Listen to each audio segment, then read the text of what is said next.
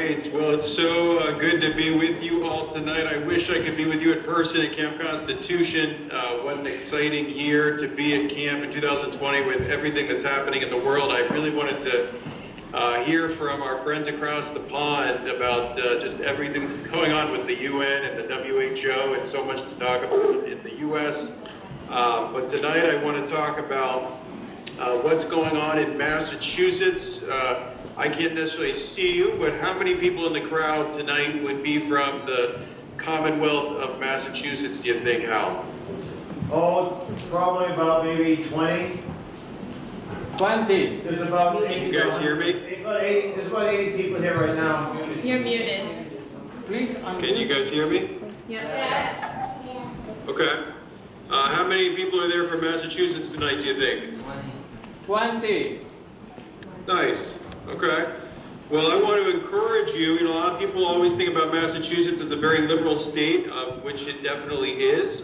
But I want to encourage you tonight that there's many things going on, especially with the local church in Massachusetts, to protect the sanctity of life and religious liberty. So let's get right into it, and we'll see if my PowerPoint here works. So there's the family that was going to be there this week, and we're sad we can't be there with you this week, but hoping you're having a great time at camp. And here's an updated picture. We've got some animals, so you can see the chickens and the dogs and the rabbit. My wife's always wanted a small farm, so we're trying our best to get back to the agrarian lifestyle. I think a lot of people are feeling that way these days, to be more self-sufficient. So that's definitely what we've been trying to do. And we actually moved out of Massachusetts and into North Country, up into New Hampshire. So that's been a big change over the past couple of years. So here's our mission, dedicated to strengthening the family and the Judeo-Christian values upon which the family is based. As I've mentioned before, there's 41 different family policy alliances across the country. We partner with wonderful organizations like Alliance Defending Freedom, Family Research Council, Focus on the Family, and many others. And of course, we focus on definitions. Of course, the definition of marriage is so important. Religious liberty, as I'm sure you're going to be talking a lot about this week, religious liberty in many ways is under attack in our nation and in our state. And then the sanctity of life, at the beginning of life and at the end of life, we are concerned. So here's where we start, as we start every year. James 1:27, in the eyes of our God and Father, religion that is pure and genuine is to visit orphans and widows in their suffering and to keep yourself from being contaminated by the world. Clearly we have not only a calling, but a duty to care for the orphan, to care for the widow, to care for not only our children, of course, our neighbors as well, to keep them from being contaminated by the world. So we want to give those orphans a chance to live. We don't want them to be aborted. We want to give the widows dignity at the end of life. We do not want physician-assisted suicide.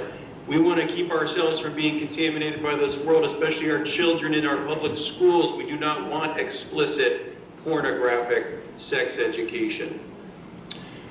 We've had the privilege of traveling all over Massachusetts, visiting about 100 different churches in 2019, and I'll just show you some pictures here of what the church looks like in Massachusetts. So this is a Hispanic church. We've spoken there several times in the city of Lawrence, and I've mentioned this to you before, that in the city of Lawrence there are actually over 100 Hispanic churches just in the city of Lawrence. Here's one of the larger churches in Massachusetts. About 5,000 people attend on a Sunday morning or throughout the week. This is called Jubilee in Mattapan. Another great Hispanic church in Lawrence, Massachusetts, called Ebenezer. Here's a great church called Eagle Heights in the city of Revere. Probably 300-400 people attend per week. Here's an Ethiopian evangelical church in Cambridge, Massachusetts. Here's a Hispanic church in Lynn of about 1,100 people that attend throughout the week. I never knew there was a church in Lynn that had over 1,000 people. And then I came to know that just down the street there's another Hispanic church with 2,000 people that attend. Here's a great church in the western part of the state, in Westfield, Evangelical Free Church, another place we've had the privilege to speak. Here's Full Gospel Church in Westfield, Massachusetts, 800 attendees. This is a Russian Pentecostal church that we've spoken at a couple times now, and they've been very active with us in our common mission. Here was a Hispanic event in Marlborough, Massachusetts, with over 3,000 Hispanic people in attendance that we had the opportunity to talk about our mission. Here's Heritage Bible Chapel in Princeton, in the central part of Massachusetts, that we had the opportunity to speak at as well. A great story in Waltham, Massachusetts, another great Hispanic church that has led the way. So if you're familiar with Waltham, there are no commercial marijuana shops in Waltham, and that's primarily because of this church standing against the commercialization of recreational marijuana in Waltham. This is our lobby day in 2019. We broke a record and had over 500 people in attendance. Before COVID happened, we were expecting over 1,000 people in 2020. And if you look closely, you can see Hal Shurtleff in the third row there, but you'd have to look really, really close. Do you see yourself there, Hal? I don't know if you can see. So let's talk a little bit about religious liberty. You guys recognize these guys, of course, with the story they had about flying the Christian flag at the Boston City Hall, and I'm sure Hal can give you some updates on where that's at, but just a few different details there. The city of Boston, Massachusetts was sued for religious discrimination for banning the Christian flag while permitting 284 other flags to fly, according to a federal lawsuit filed last week by yours truly, Hal Shurtleff, the director and co-founder of Camp Constitution, asked the city to fly the Christian flag, an interdenominational symbol, as part of the Constitution Day on September 17, 2017, for a 1-hour event. But of course, the city of Boston banned that. And I believe one of the flags, if I'm not mistaken, was the communist flag, and of course the transgender flag have all been permitted to fly. But I'm sure Mr. Shurtleff can update you on that particular suit. The reopening of the church in Massachusetts, this is really a great story. So we've been obviously in this whole COVID crisis, if you will, since March of 2020. And in many ways, Massachusetts Family Institute has been able to do just as well in terms of our mission, even while we've been, in these mandated, if you will, to a large extent, quarantines. And I want to tell the story of what's happened. MFI played a role behind the scenes to make sure that churches were reopened in the first phase. Now, of course, personally, I personally believe that the governor has no authority to make laws. That's the job of the legislature. They make laws. So these executive orders mandating closures of churches, is unconstitutional. You can definitely make that case. And there is a lawsuit pending in Massachusetts that just got accepted to the SJC to be heard regarding whether or not the Governor Baker has the authority to make such laws. So we'll keep you posted on how that goes. But MFI has played a role to identify 6 out of 9 plaintiffs to bring a class action lawsuit against the governor of Massachusetts. So on on March 18th, we had the first phase opening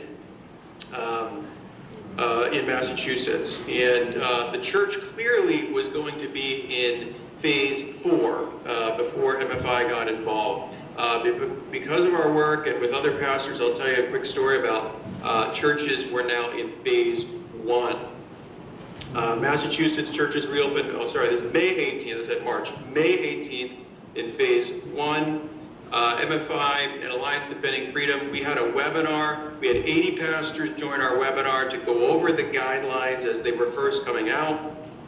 You might have heard this story in Worcester. Pastor Casey from Adams Square Baptist Church in Worcester, he ended up opening his doors. So they were limited to 10 or less people, and Pastor Casey said, look, you know, under the First Amendment, you can't discriminate against my freedom of religion. And so he opened his doors. You know, he did all the social distancing. He had all the, he took temperature at the door. I mean, above and beyond even what the CDC was requiring. And the city of Worcester actually gave him a criminal penalty. They started fining him $300, $500. They threatened him with jail time. And he played just a very important role in the reopening of the church. He ended up in June winning his case ultimately, and all criminal charges were released. And, you know, a lot of credit goes to Pastor Casey for playing a great role there in the city of Worcester. Pastor Nick White from Victory Baptist Church in Dedham, he was given a cease and desist order from his local board of health. You know, we constantly are seeing these local boards of health think that they are, you know, dictators almost to start mandating things. You know, first we have the governor mandating laws. Now we have boards of health mandating laws. And clearly we need to hold these institutions accountable. Pastor White, a 25-year-old guy that had just moved up from the South, he's pastoring this church at Victory Baptist. He is even meeting with 10 or less people at the time, and he's given this cease and desist order from the town of Dedham. Well, Alliance Defending Freedom and Massachusetts Family Institute sent a kind but clear letter to the Board of Health saying this is unconstitutional, and ultimately we were successful in our support of Pastor White. Again, there was this letter, all these different things added to the reopening of the churches. We put together a letter to the governor saying, look, you know, churches have a First Amendment right to be open. You're discriminating. We had 500 pastors in Massachusetts sign on to this letter. Now keep in mind at this time that there was a 17-member advisory board to the governor. And do you think that any clergy were on that advisory board to the governor when there are 8,000 churches in Massachusetts? No, of course, there were not any clergy on that board. So we encourage not only this letter, but we encourage people to make comments online to this advisory board and let their voices be heard. So we had thousands of, about 1,000 comments made on this advisory board online. We had this letter to the governor. So many things going on to put pressure on the governor. And all leading up to campaign to call and comment again, as I said, on this advisory board, on the online comment section. There was a media campaign, so a lot of mainstream media actually covered this letter to the governor from these pastors. The New Boston Post played a great role in covering all of these things I'm talking about. And there was a clergy distinction established that the governor of Massachusetts would think of the clergy as the Massachusetts Council of Churches and the Greater Boston Interfaith Organization. You know, these are churches that tend to fly the rainbow flag outside of their church and really don't have a lot in common in terms of a lot of the central beliefs, you know, of the role of the church, especially when it came to this issue of religious freedom. So we were able to establish really that there's this clergy in Massachusetts that is not the Massachusetts Council of Churches, it's not the Greater Boston Interfaith Organization, but it's this wonderful group of mostly Protestant churches. And it's not like we were trying to keep Catholic churches out of this. We invited everyone to the table, but it just so happened to be probably 99% Protestant churches really came to the table to sign on to this letter. There was a Zoom meeting with the Boston Mayor, Marty Walsh, as well, that many of the pastors we worked with were on that call. If you know Jeff Cooner on WRKO, we were scheduled for 12 minutes on Jeff Cooner the Friday before May 18th. Well, that lasted for 2 hours, and we had tons of people texting into our text line and we had pastors calling in, making the case. One pastor from Western Massachusetts said he already had told his elders to get the bail money ready if he would go to jail for opening his doors when the governor was saying no. So a lot of great things going on in that month of May, ultimately leading to the churches being reopened in phase 1 on May 18th. We continue to educate churches on these guidelines. And as I mentioned before, behind the scenes currently, there's this case that you see on the screen to challenge Governor Baker regarding his authority to make laws and to put all these draconian limits on businesses and churches and schools, that, questioning that authority, that should we go into another situation where we are told, that you must close down, that hopefully this lawsuit will be, we will win, and the governor will not have that power to do so. So a really wonderful story about the reopening of the churches. Of course, I always want to pivot here a little bit now to Bible clubs.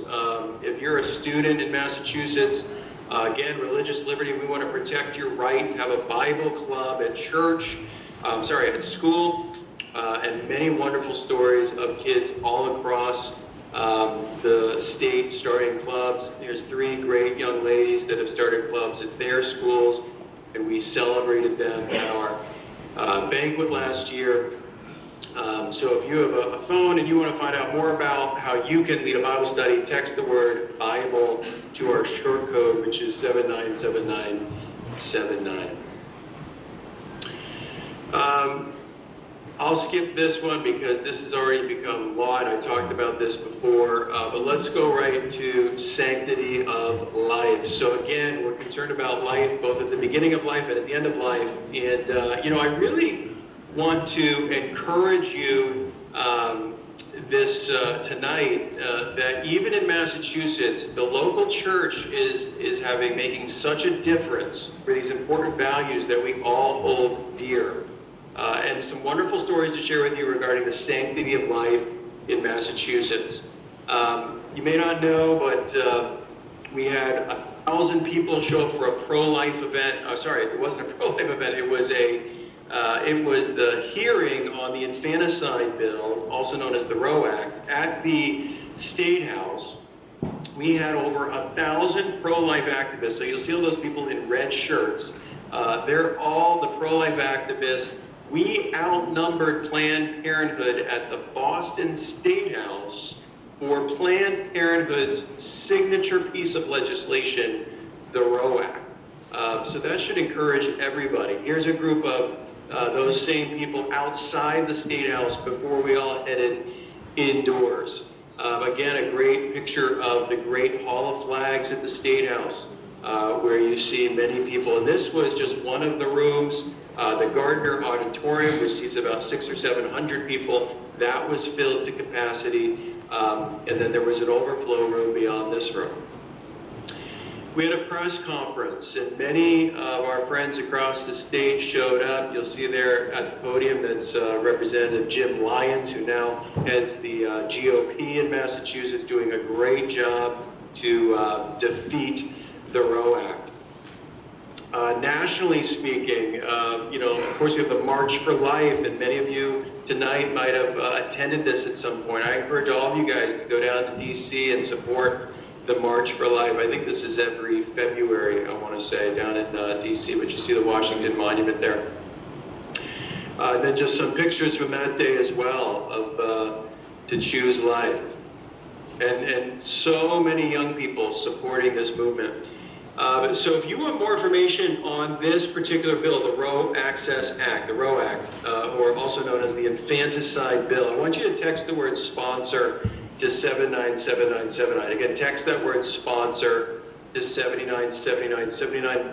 I want to show you 3 reasons why we're concerned about this Roe Act, also known as the Infanticide Bill.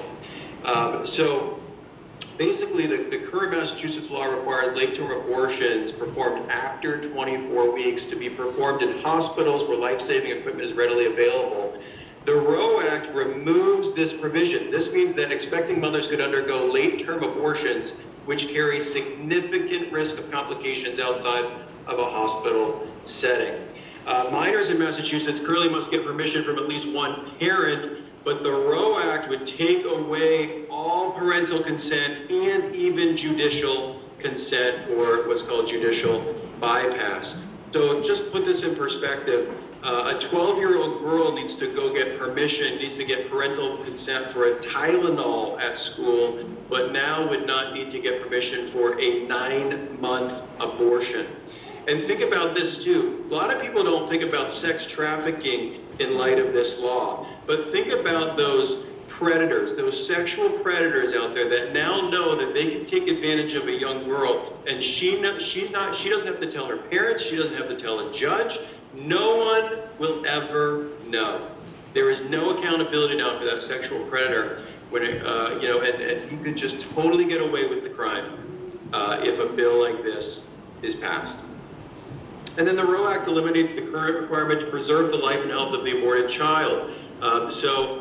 These are clearly viable babies that under the current law are protected under the law. So if a baby is born from a botched abortion, the current Massachusetts law says you must resuscitate the child.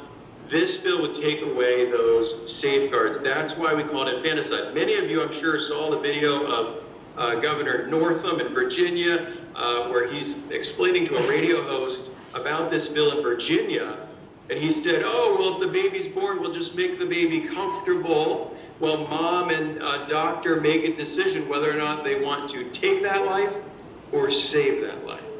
So this is where we've come in Massachusetts and other states, and this is why we're so concerned about this bill. We are confident that at the end of this legislative session, which is only a week from now, July 31st, we are confident that this bill will not pass in Massachusetts. It has passed, or a version of it in Rhode Island. It's passed in New York. You guys probably remember the Empire State Building being, I think it was colored pink for the night to celebrate this kind of law. So we do not want to see this in Massachusetts. Here's a picture of my lovely wife. She's done a great spoken word called Don't Stop the Beat. If you text that word sponsor to 797979, you'll get a link to this video. I encourage you to share it with as many people as you know to, again, encourage a culture for life. Again, that's text the word sponsor to 797979. So we're talking about life. We're also talking about the end of life. And we want to stop physician-assisted suicide in Massachusetts. And again, we're confident that by the end of this legislative session, at the end of July, that this will not pass as well. So we are working hard on that to make sure that legislators really understand what's in these bills. We encourage you to text the word Save Life, all one word, Save Life, to 797979 for more information on this particular bill. There was a lady that came to testify at a hearing at the State House. She was from California. And perhaps I might have told the story before, but she's the mother of 4. She's in her 30s. She's got cancer. She goes to her insurance company and says, hey, I need chemotherapy to prolong my life. And the insurance company says, you know what, it's too expensive, but we have these other alternative drugs that you can take. And they're the assisted suicide drugs. And she goes, oh, well, how much are those? And the insurance company says, well, that's $1.20 copay. This is a law that is purely driven by economics in many ways. And do we want to live in a society where you are too expensive to be cared for? We just gotten a letter signed from 80 minority pastors, a powerful letter denouncing physician-assisted suicide. Every single one of these pastors has agreed to send that letter not only to their own legislator, but also to the Speaker of the House, Robert DeLeo's office. In the time of COVID, we're told the minority population is affected even greater in this crisis that we're going through. So why in the world would you want to pass a law that also will affect the minority population even more? And go after people that perhaps cannot afford to have certain kinds of surgeries or certain kinds of health care. So another powerful letter and a great way of how the local church is working to make sure this bill does not pass in Massachusetts. I also want to talk tonight about the sex ed mandate. Many of you know that there is explicit, many times pornographic, sex education being taught in our public schools. And if you want to find out more about this, you can text the word education to 797979.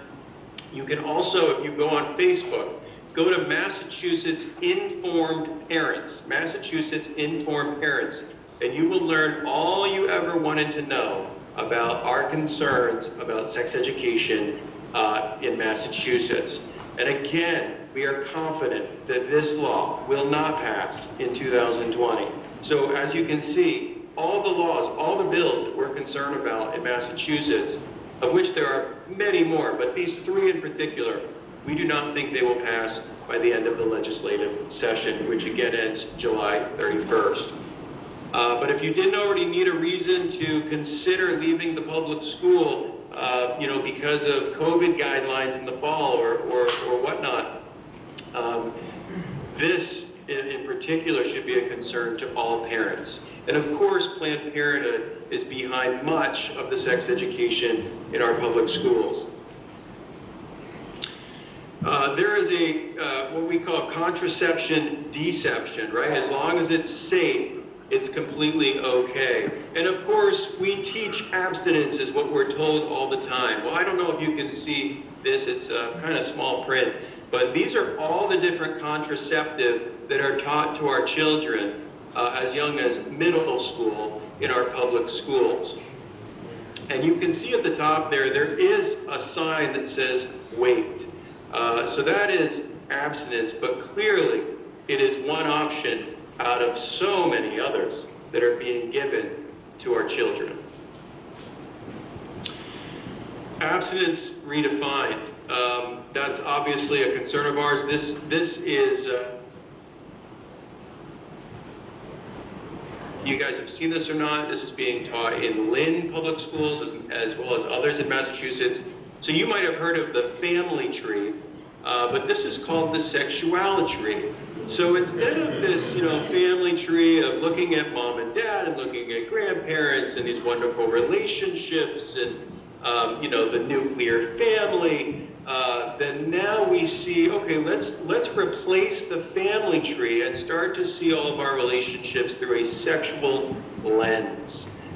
Just so insidious being taught to our children in the public schools. And if you want more information on this, again, text the word education to 797979.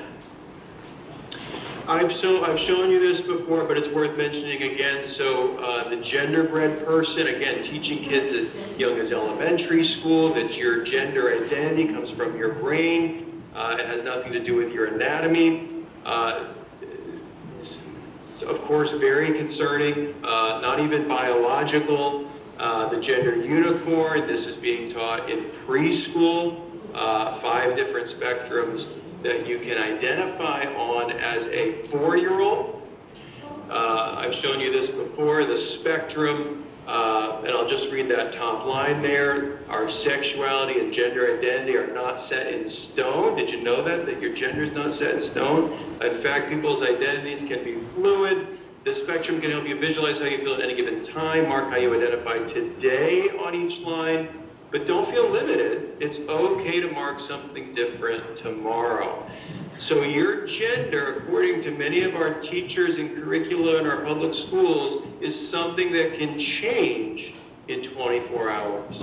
Is that even biological? We're told by our legislators and those that make these awful bills that this is age appropriate, that this is medically accurate. I ask you, is this medically accurate? Look at that first spectrum, biological sex, what the doctor assigns you at birth. Were you assigned your birth? Were you assigned your gender by your doctor? Or were you assigned your gender by your creator? Or by your anatomy? Clearly not medically accurate. And here's just other homework assignments that children are getting that, again, just redefining gender roles, gender stereotypes, really making this a social issue and really selling it that way. You know, who would have thought that we'd get to the point, you know, that we are, as a society, even considering that there are more than two genders. And I will tell you, in Somerville now, if you're familiar with Somerville, Massachusetts, the city council just passed an ordinance that is now legalizing polygamy in Somerville. So that is still illegal statewide, but for some reason, Mayor Curtatone in Somerville thinks that he can supersede the state law and pass something like polygamy. Wayland Public Schools. This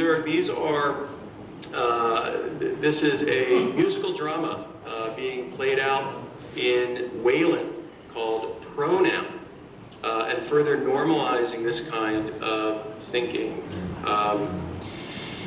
This is a group of us that went down to the state Senate back in the early part of 2020. They had a vote in the Senate to pass the sex ed mandate. They were successful to approve in the Senate 33-2. But of course, as you know, that it has to be passed not only in the Senate, but in the House of Representatives, and then be signed by the governor. So we are very confident that this will not make it to the House for a vote before the end of July. And so this bill, we think, will die in 2020. I think I might have told you this before, but it's worth mentioning again. We defeated Planned Parenthood in Worcester not too long ago, showed up at their school committee meeting. This is a picture of that. Just read from the curriculum. Some of you might even have seen the video of me from the podium reading for 3 minutes from the curriculum of these, you know, age-appropriate, medically accurate curricula that are telling us that this is all age-appropriate, which clearly it is not. So just some pictures there from the evening. And about 75 of us showed up to make a stand against the city of Worcester wanted to bring in Planned Parenthood for their sex education curricula. And those 75 people were successful in the second largest city, not only in Massachusetts, the second largest city in New England, to keep Planned Parenthood out of Worcester. We had a battle in Lynn this past year where they wanted to allow middle school kids and high school kids to be able to get any kind of contraceptive that they want, including what's known as the depot shot, which is a 3-month shot of birth control, which has significant health risks. But you can, as a 13-year-old girl, now in Lynn, you can get this kind of contraceptive even without parental consent. Again, what do you need when you get a Tylenol at school? Parental consent. But we made a stand, and we had over half the people that showed up at this meeting. You can see how packed it was, and most of those people were our advocates trying to stand against the school committee in making this ordinance. Again, if you are a parent and you're concerned about this, we're more than happy to do a parent forum with you. Even if you're outside Massachusetts, we'll do that as well, because many other states are dealing with the same thing. We're trying to create an opt-out movement of kids that are still in the public schools getting this nonsense, that there's opt-out forms that you can fill out as a parent. Make sure that your kid does not get exposed to this. And again, text the word education to 7979. Here's an example of one of those parent forums in Stoneham, Massachusetts, at the local public library. Really well attended there. Over 50 people came that night. I think it was on a Monday night. People came, and we've had many, many more parent forums along the way. Lastly, I want to just tell you real quick on commercial marijuana. So Some of this I've told you before, but I will tell you about the city of Waltham. We were recently on a Zoom call with this potential owner of a pot shop in Waltham, Massachusetts.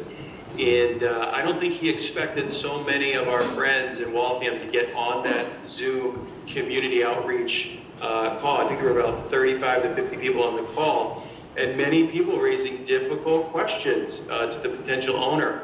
And because of the church in Waltham, Massachusetts, which again, if you're familiar with Waltham, it's right there at the corner of Route 90, Route 95. It's a great retail spot, it'd be perfect for commercial marijuana. It's just outside Boston. It's got great income, it's got great small business, very diverse. But in Waltham, there are no commercial pot shops because of what the church, especially the Hispanic church, has been doing in that city. Still 250 towns and cities opted out or passed a moratorium. The pot industry is very surprised that they have not been able to get much traction going in Massachusetts. Here are those people in Waltham that I talked about, getting out there late at night, holding up their signs. We crashed a how to open a pot shop seminar late at night. We had about 100 Hispanic friends show up and just sit right there in the back as silent protesters. This is the Hispanic church at the Waltham City Hall. You can see it's Christmas time there. And there are about 120 people that showed up at the City Hall. In the city of Lynn, again, the church showing up in great numbers. This particular group of people were upset that there was a pot shop that was about to open up literally 100 feet from the front doors of a Hispanic church. I've told you this story before in Lawrence. Lawrence, with over 100 Hispanic churches, the first city to ban commercial marijuana. And this is the local church showing up at the City Hall and getting their City Hall to vote unanimously to ban commercial marijuana in the city of Lawrence. So many people there that night. This was the overflow room. And here you can see them speaking to the city council. And I put Luke 18 there because that's the story of the persistent widow. And clearly, we need to be the persistent widow that went before the judge and would not leave until her request was answered. And that's what these people did. They stayed until about 11:30 at night, and clearly they got their answer. Commercialization, this is why we're so concerned about the commercialization, because it affects kids. It is a youth addiction epidemic just waiting to happen. Clearly, also, if you've been to Starbucks and McDonald's, right, you know what those are. Well, in Colorado, there are more pot shops than Starbucks and McDonald's combined. We do not want this situation in Massachusetts. We worked with a bunch of pastors in the city of Lowell, probably 25 different pastors. We had a peace march. We had over 100 people in white t-shirts marching down the streets of Lowell on a Saturday morning, ultimately ending up at the Lowell City Hall to make our point. You can see here, again, talking about Lawrence and the churches.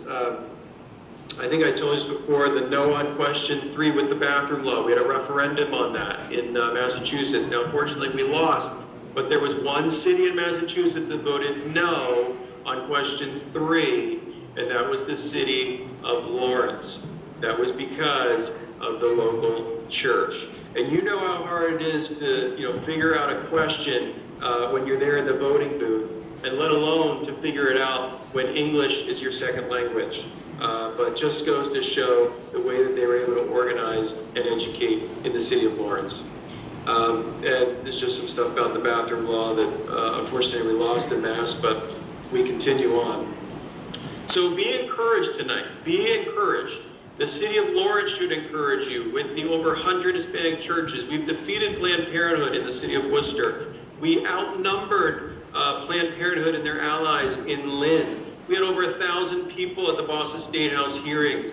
outnumbering Planned Parenthood on their signature piece of legislation, the infanticide bill, that we don't think the infanticide bill will pass this year. We don't think physician-assisted suicide will pass this year. We don't think the sex ed mandate will pass this year.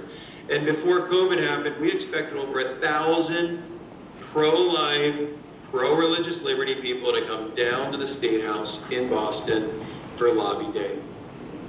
I thought I'd just mention this real quick at the end here.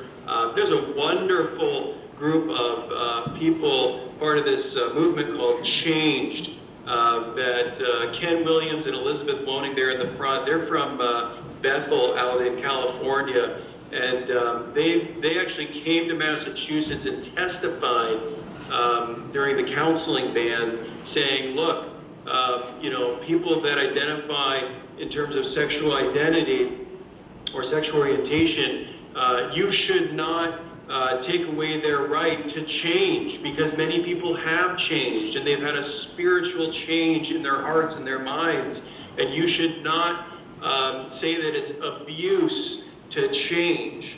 So a wonderful organization that is doing some great work across the state. There again is Lobby Day. So many of us showing up at the State House again, praying outside the House of Representatives. And why do I put 3% here? Because as you probably know, it was 3 to 6% of those colonialists that fought in that Revolutionary War. And it always takes a minority of committed, enthusiastic people to change hearts and minds across the nation. It was David that beat Goliath. It was Gideon that whittled down his army to be victorious. That God does not need a lot of people in order to have victory for his values, even in the state of Massachusetts. Again, here's a bunch of pastors praying outside the House of Representatives and others down in the State House. And in closing, I've mentioned this before again, but it's worth mentioning again, Martin Luther King Jr. on the church, that the church must be reminded that it is not the master or the servant of the state, but rather the conscience of the state. It must be the guide and the critic of the state and never its slave. If the church does not recapture its prophetic zeal, it will become an irrelevant social club without moral or spiritual authority. And my fear is that too many churches have become just this. They've become social clubs. And we need to make sure that we don't get into that as a church. Yes, it's great to be together, but we are not a social club.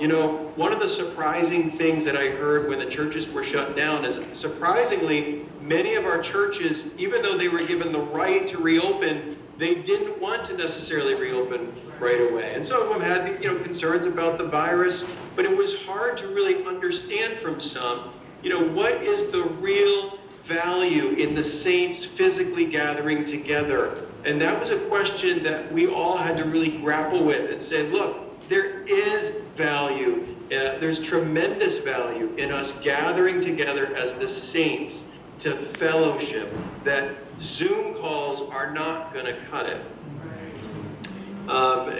We have all kinds of ways churches can be involved. There's 200 for 200. We want every church to adopt a legislator, pray for them, petition them. Paul tells us in 1 Timothy to petition, prayers, and intercession, thanksgiving be made for all people, for kings and all those in authority, that we may live peaceful and quiet lives in all godliness and holiness. Wouldn't it be great if we just lived these peaceful and quiet lives? Well, that can only come if we obey our duty to petition and to intercede and to pray for those that are in authority. You can check out our Engage the Bay State curriculum at our website, mafamily.org. Again, mafamily.org. There's a great curriculum for churches to further understand our mission. Again, I mentioned the New Boston Post. Check them out at newbostonpost.com. A wonderful resource, especially in light of when we only have many times the Boston Globe and other publications that will not cover the conservative angle. The New Boston Post does. So please check them out. Subscribe to them if you want to know what's going on in Massachusetts from a conservative viewpoint. And if you want to support MFI, Massachusetts Family Institute, consider doing that. You can see that those that we are constantly fighting issues against, anti-life groups like Planned Parenthood, LGBTQ groups like GLAAD, anti-religious liberty groups like the ACLU. Just in Massachusetts have about a $21 million budget. I will say last year we had our best fundraising year ever in our almost 30-year history of almost $600,000, I think actually over that. So we are just so excited about what God is doing through his local church in Massachusetts to make such a difference. So I hope more than anything else tonight that you are encouraged by what's going on even in Massachusetts regarding life, regarding liberty, and you know how successful the church has been. Look, I mean, these three issues that we're concerned about, and even the marijuana issue, that we are having success on those in Massachusetts. So I'm happy to, in closing here, take any questions that anybody might have or comments as we get close to that 8:30 hour. Okay. All right, well, let's give Mr. King a big applause. Hip, hip! Hip, hip! All right. How's your wife? That's only question we have. How's your wife? How's your wife? Go ahead. Yeah, how's my wife? Thank you for asking. So she is on the mend. You know, she's had different symptoms here and there, but she's doing well, and thank you for asking, for sure. All right, great. All right, Mr. King, God bless. Thank you. Thank you.